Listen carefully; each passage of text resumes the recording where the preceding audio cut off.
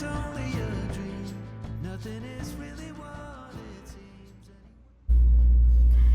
Hello, we're in the guest room / my office. Welcome back. We're gonna do a little chit chat here. We're gonna talk about YouTube today. So yeah, I just woke up so early this morning and I did not have any motivation to go out or do stuff that I plan to do today. And so this ice cream, yum. Anywho, okay, so back to why starting YouTube is a good idea even though no one watches it. Okay, that got me. And so I was like, yeah, why would I do that? It's because I realized I like creating videos. At first I was timid, okay? I was scared. I was afraid. I was afraid. And afraid of, I can't say, I had a mixed feeling of starting YouTube. Like I was excited and then I was afraid, okay? It was mixed. And so I when you watch other YouTubers and you're like, wow, their life, I kind of like and I watched a lot of like day in the life of a homemaker or, of a fitness instructor or those kind of videos. So I was like, wow, I think I can do that too. I want to do that, I like creating in a digital form, that's why. And not in a physical form because, like the craft things, like the scrapbooks, you have to have a lot of little bits and pieces and details. And I get pretty sloppy, I get pretty distracted, and then I just kind of let it go and then just not follow up on it. So digital form has been my go-to when I want to keep memories and all that. I find that is better for me. So, and I was excited and then I was afraid, mixed emotions here. And I told my friends and family on Facebook, on Instagram, those were the two platforms. And then my blog I had also. And so I was like, And so, yeah, I told them I started a YouTube channel and this is the channel link here. And, if you would like to subscribe and follow and all that, all that thing. Yeah. Well, the response was okay. It wasn't like, wow, you're starting a YouTube channel. Wow, it wasn't like that. So it was like, oh, well, I had my one dearest friend that said, wow, I didn't know you started a YouTube channel. That was one of the most positive feedback that I had. So I really appreciate that. So, and then others were like, oh yeah, Instagram friends, no response. So I just, okay, YouTube is not for everyone. At that time, they were trying to grow their Instagram feed, okay? Anywho, so I was like, okay, I start, uploading videos and all that. And the view, so, it's not, you don't get a lot of views. You don't blow up like other YouTubers. And then that kind of made me feel kind of down a little bit, but there are other people who watched it as well. Later on, you're used to it and you kind of get the gist of YouTube and how it works, and and then you get people where they are just so pushy to want you to follow their page, their channel. And I was so new at this, but then I watched a lot of videos how to grow a YouTube channel or how to start a YouTube channel. I watched so much because, of course, COVID, right?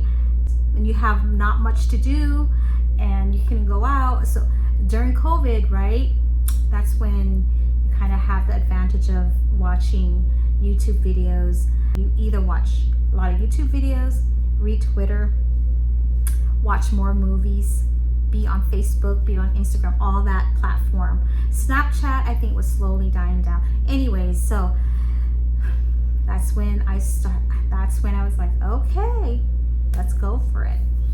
And so that was really fun. It was really a learning curve for me. And yeah, At first it was, it wasn't like for monetization or anything, but it was more for keeping memories, creating memories, and then keeping them in some way or form. So I did expect views and subscribers, all that thing that comes with opening up a YouTube channel, all that expectation. But you also learn that not everyone's gonna follow you. Not everyone is your friend. They could be your subscribers, but not everyone will communicate with you. At the end, there will be like 2 or 3 loyal followers, really. You can have all that. You can have a lot of subscribers, but no views, no comments. So you kind of like have to oh, then what did I do for? I do it for my friends and my family. I mean, if they want to know what I'm up to, normally once in a while, if they're in it, then they will watch it. But if it's just me doing my day-to-day thing, yeah, so and that's okay because you know what, because I know what I'm doing it for. It's doing it for myself, for creating memories. And if the monetization doesn't come in, that's okay too, because I know at the end of the day that I am doing it for me because I like it. I like to create videos and putting them together. So, and also, you can't, ooh, there's an itch. Anyways, and as for YouTube, it's for everyone. Anyone can start a YouTube if you want. If you consider opening up a YouTube, it's very easy. It's very easy to start an account, but to start filming, to start talking in front of the camera, it's a different thing. I have learned to be more self-conscious in a way, in a good way, because I have never seen myself talk in front of a camera before, really. And then I noticed some oh my goodness, I sometimes speak with my lips so lopsided or something, and I do this a lot. You gotta notice. You notice that more, and you notice things. And then it does, when you speak in front of the camera, it does boost your confidence in the long run.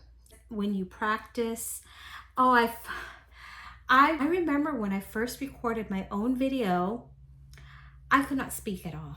I was like, I was just hyperventilating, and I was like, is that so hard?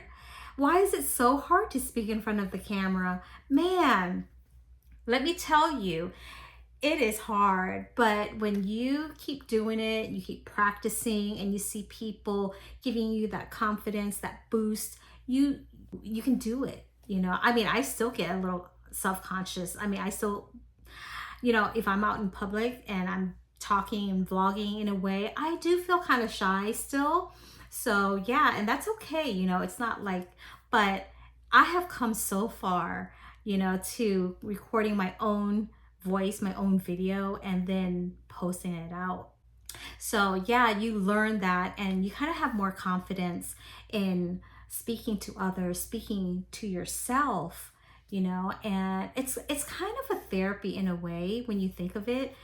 When you think of it, if you're acting, then it's another thing, but you want to be natural. You want to be yourself. And it's very hard when you're in front of the camera because you're like, okay.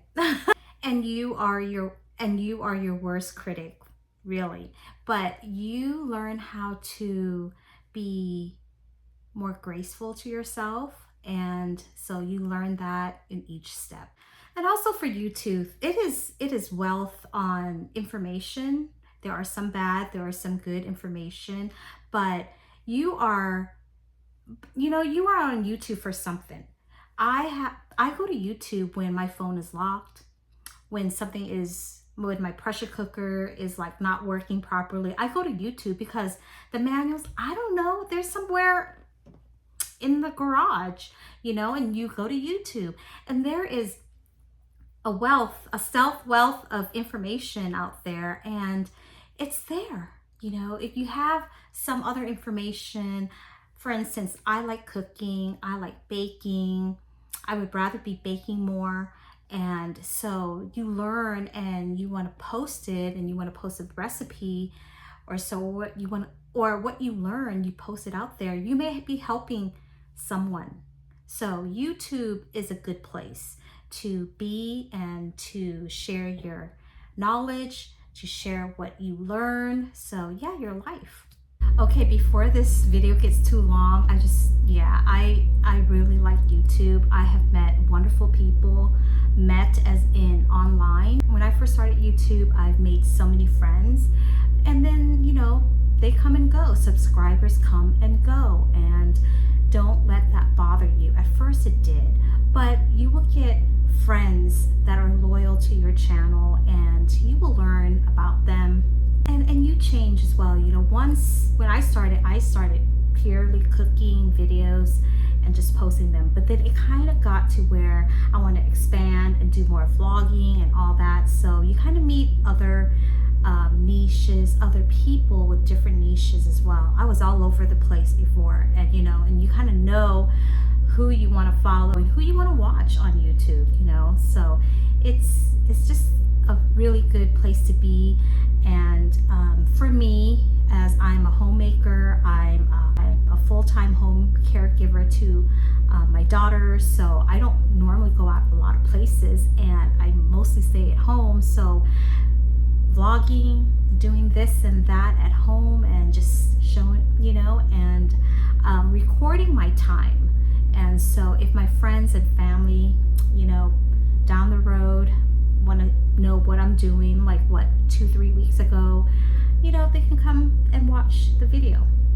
So I personally like to be on YouTube, to make YouTube videos, and I like it. I like to also know about different cultures, about different people from different countries as well. So that is why YouTube has helped me to just also jump into having my own channel, having my own creative outlet, and so it's pretty fun. It's also a little stressful as well, because I wasn't managing my time well, and now I'm knowing how to kind of manage that well.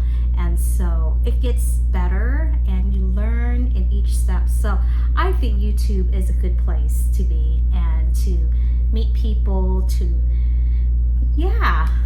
I am truly an extrovert, but I don't get to go out and meet people in person a lot of times. So I'm here on YouTube, and I can say I'm really liking it right now. So I hope I can just be on here for a long time, God willing. So I hope this wasn't too long in a tangible way, but I try to articulate a lot of stuff, but I don't want to make it way too long as it is right now. So maybe there might be a part 2, I don't know. But I really appreciate you watching, and thank you so much for just tuning in and all that. So if you like this, give it a thumbs up, and hopefully you can subscribe. No pressure. Okay? All right. I'll see you next time. Bye.